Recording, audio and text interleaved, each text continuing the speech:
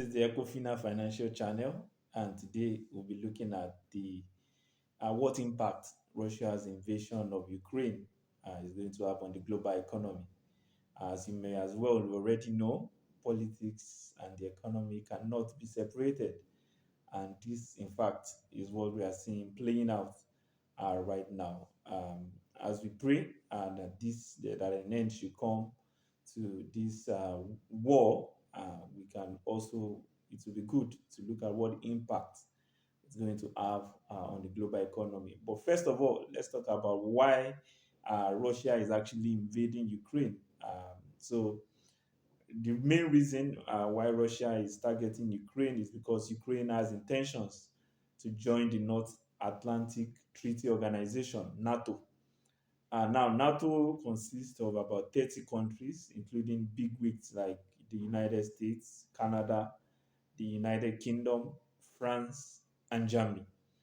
These are major countries. And, of course, as part of NATO, they always operate more or less like a collective security, and they believe in the mutual defense for member nations. Now, Russia and Ukraine are actually countries just next to each other. In fact, they are both from the former USSR. And Russia, of course, is the mighty power in that part of the world. So, because of that, and Russia is not willing to allow uh, other countries have control over Ukraine, which believes is so close to them. And that's the main reason why Russia is actually going to war with Ukraine. Having said that, we need to now look at what the effect will be on the global economy.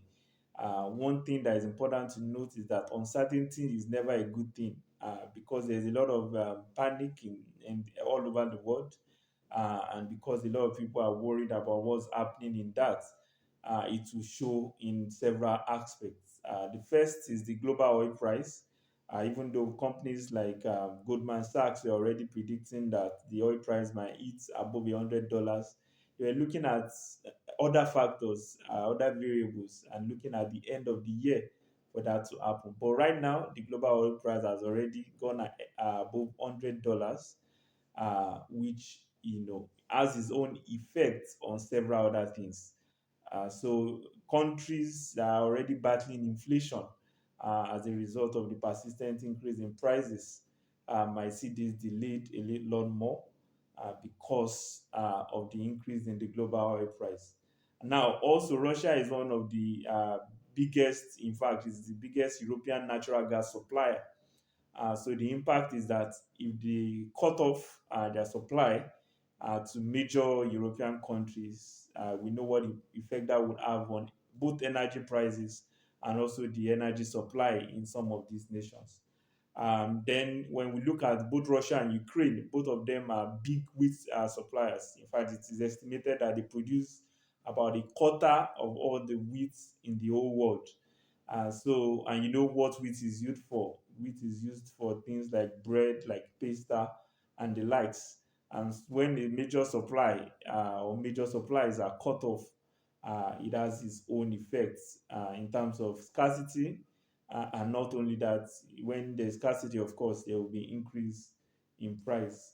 So stock market sell-off has already started. In fact, Russian stocks have lost up to 40% of their value, and of course, you can expect that to continue as people fly to safety because of the uncertainty all around. So the effect is not good for anyone, not for Russia, not for Ukraine, not for the entire world. And what one only hopes that this is resolved with immediate effects. When we bring it further back home and look at the impact on Nigeria, you see that inflation might likely persist. Of course, the price of oil, has effects on what happens. The thing is that Nigeria subsidizes oil, petroleum products. So with the price going above $100, it means a lot more has to be spent on subsidy. Already the Minister of State for Petroleum, already Timi Presiva, already said they would rather prefer that the price of oil is between $70 to $80, and that's far from what it is now. It's already above $100, so it will increase the amount for subsidy, And gone are the days when a high oil price used to be what Nigeria was hoping for. Now things are a lot more complicated. And then there might be a supply chain disruption. In fact, there will be supply chain disruption, and one only hopes that it will not prolong the fuel scarcity currently being experienced in Nigeria, because, of course, these ships, these cargoes have to move around. That's even not considering the fact that Russia is also one of the biggest oil exporters. So, yes, it's not looking good. And as we continue to pray for Ukraine and Russia, really, that everything should come back to normal, it's good that we take note of this fact. So let's know what your thoughts are in the comment section. What do you think we can do, or or what other impacts do you think this will have on the global economy? And we'll be back with you next time.